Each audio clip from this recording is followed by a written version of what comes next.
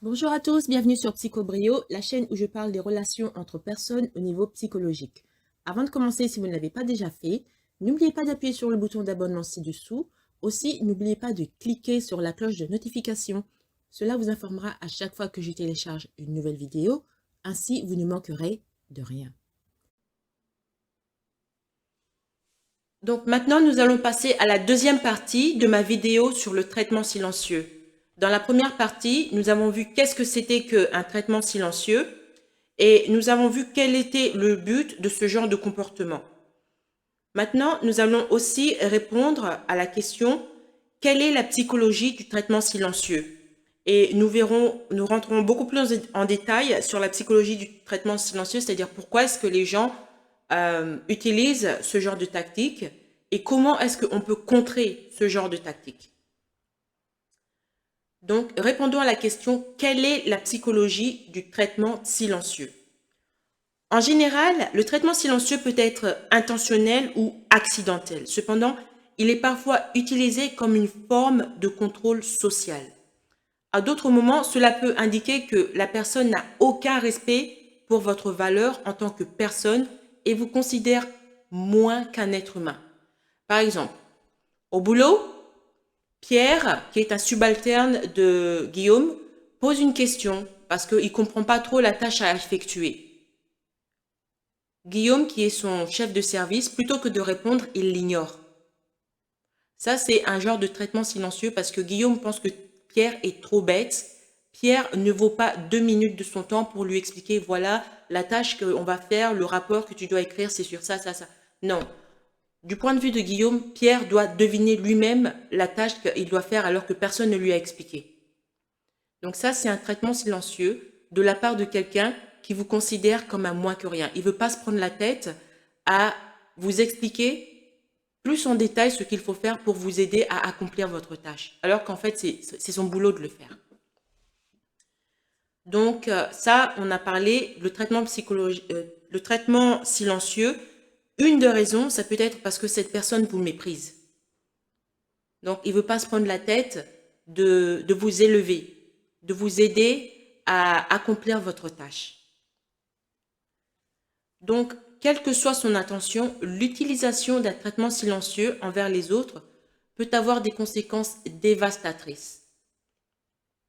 Et quand il s'agit de narcissiques, la manière dont ils utilisent cette tactique, c'est toujours dans le but soit de la manipulation, soit de la punition. Donc, discutons donc des raisons pour lesquelles les narcissiques sont si enclins à utiliser le traitement silencieux comme moyen de manipuler quelqu'un ou même de punir. Vous voyez, qu'ils le reconnaissent consciemment ou non, les narcissiques sont en quelque sorte programmés pour appuyer sur vos boutons, c'est-à-dire vous provoquer. Maintenant, vous vous demandez peut-être quel bouton est-ce qu'ils essaient d'appuyer quand ils se taisent?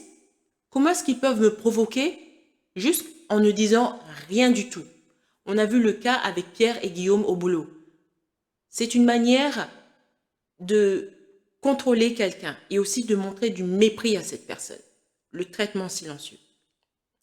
Mais dans d'autres cas, cela peut être aussi de vous rendre fou par manque de communication ou par pur ennui, ou encore de jouer sur vos pires peurs.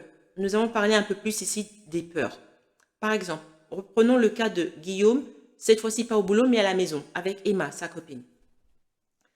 Guillaume sait que l'une des pires craintes d'Emma, c'est la peur d'être seule au monde, sans personne pour la soutenir ou être là pour elle. Donc, on sait que Guillaume est un narcissique. Il pense à toutes sortes de petites choses qu'il pourrait faire pour jouer sur les craintes d'Emma. Rappelons, l'une des pires craintes d'Emma, c'est la solitude, c'est d'être seule sans personne pour la soutenir, personne qui est là pour elle.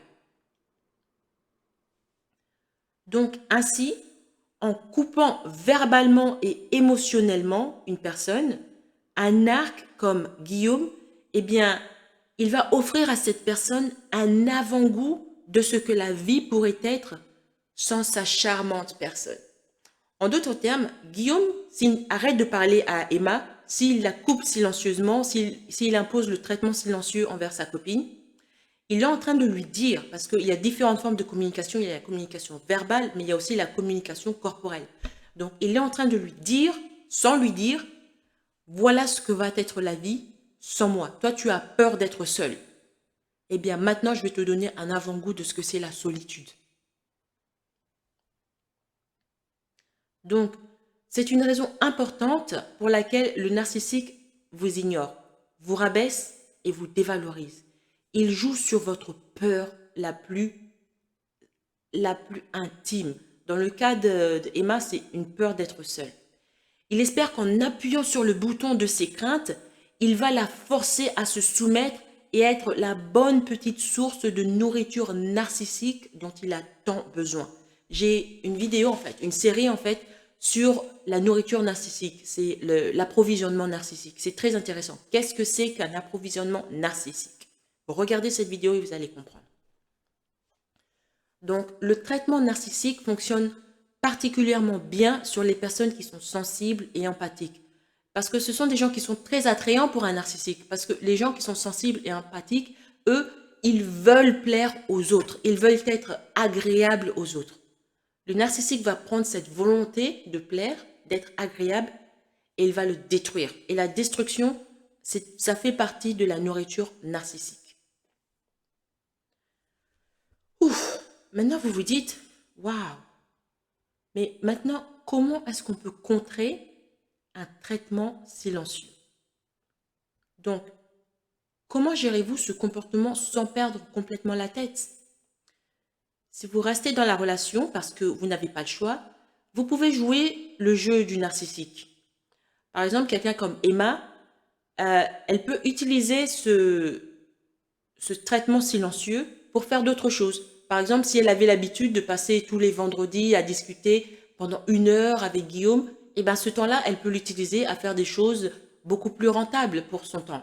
Par exemple, je sais pas moi, écrire un livre, regarder sa chaîne de son film préféré sur Netflix ou des trucs comme ça. Donc, comme ça, elle ne perd pas son temps. Voilà.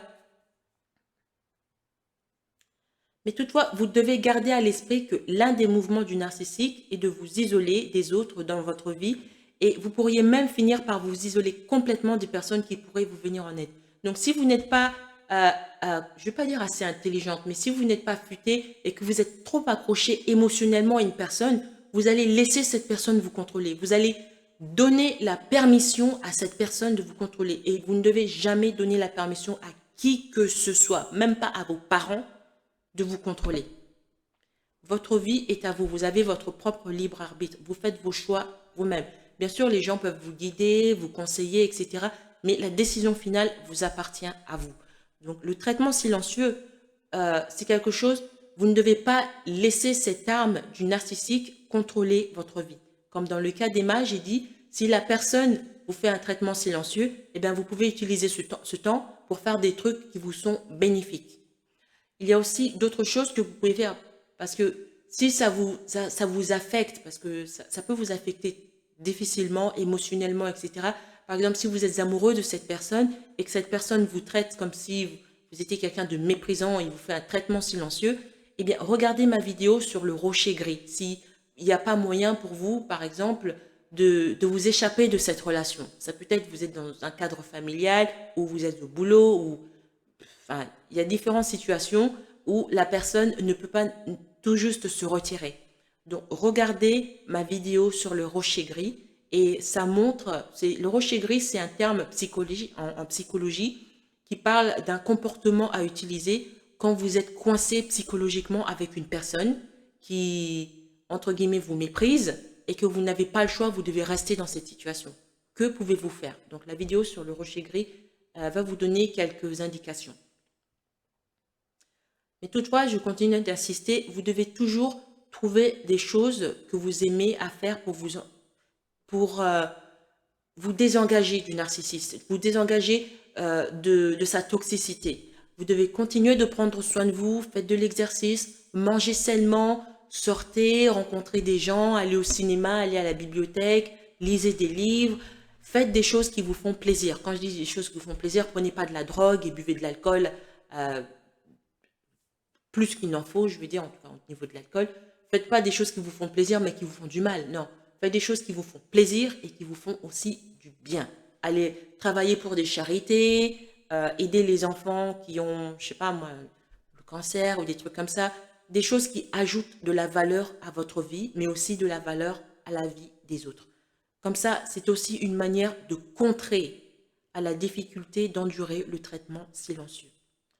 Voilà, ça c'était donc ma deuxième vidéo sur les traitements silencieux. C'était la deuxième partie.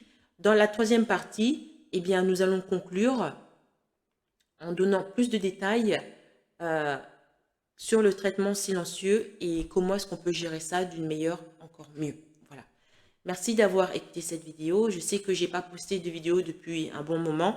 Avant, j'essayais de poster tous les jours, matin et après-midi, mais je suis dans une situation où je ne peux plus faire ça. Donc, je vais essayer de poster maintenant plusieurs fois par semaine, mais ce ne sera pas tous les jours. Donc, merci pour ceux qui sont restés inscrits. Ce que je vois, c'est qu'il n'y a personne qui s'est désinscrit. Thank you very much. Et je vous prie de partager cette vidéo et d'autres vidéos. Regardez ma liste de vidéos que vous aimez. Sur ma page de présentation, il y a des tas de vidéos. Si vous envoyez une que vous aimez en particulier ou qui peut plaire à l'un de vos amis, un membre de votre famille ou quelqu'un que vous connaissez, partagez-la. Partagez-la en particulier sur vos groupes Facebook, aussi sur vos groupes WhatsApp. Il y aura toujours quelqu'un qui aura besoin d'entendre quelque chose, un conseil, surtout en ce qui concerne les narcissiques. Et aussi, avant de partir, n'hésitez pas, je vous dis encore, à vous abonner, que vous soyez un homme ou une femme, c'est pas trop grave, à vous abonner sur mon autre chaîne, ça s'appelle Femme Gagnante. Mon autre chaîne, Femme Gagnante, c'est une chaîne où je parle des choses qui ont plutôt trait aux femmes, mais c'est important pour les hommes de savoir aussi, parce que comme ça, vous allez voir les choses d'un point de vue d'une femme. Par exemple, une femme va vouloir, je sais pas moi, une femme veut aller dans tel ou tel restaurant, mais l'homme ne veut pas aller dans ce restaurant. Comment est-ce que vous pouvez voir les choses d'un point de vue d'une femme? La femme va se dire, ce restaurant est près de l'école. Comme ça, quand on a fini, je dis pour le déjeuner, quand on a fini, j'ai pas à marcher trop longtemps, je vais juste aller à l'école pour chercher les enfants, etc. Mais l'homme va dire, oh, ce restaurant, il est cher. J'ai pas envie d'y aller. Donc, vous voyez, il y a différentes... C'est le même problème et différents aspects de voir ce problème. Donc, les hommes, je vous invite à vous inscrire pour mieux comprendre les femmes. Et les femmes, je vous invite à vous inscrire aussi pour avoir des conseils qui peuvent vous être utiles dans la vie, que ce soit votre vie professionnelle, amoureuse, voire même familiale et amicale, etc. Donc, cette chaîne, ça s'appelle Femme Gagnante. Je vous invite vivement à vous y abonner. Merci d'avoir écouté cette vidéo. Avant de partir, n'oubliez pas de vous abonner et de partager cette vidéo en ligne. Il y a sûrement quelqu'un que vous connaissez qui a besoin d'en savoir plus sur ce qu'il en est réellement des narcissiques et des problèmes de santé mentale. Si vous aussi, vous voulez me demander de développer un sujet sur les relations psychologiques qui vous intéressent, vous pouvez me contacter par le moyen de mon compte Buy Me a Coffee. Le lien est en bas. Merci et à bientôt.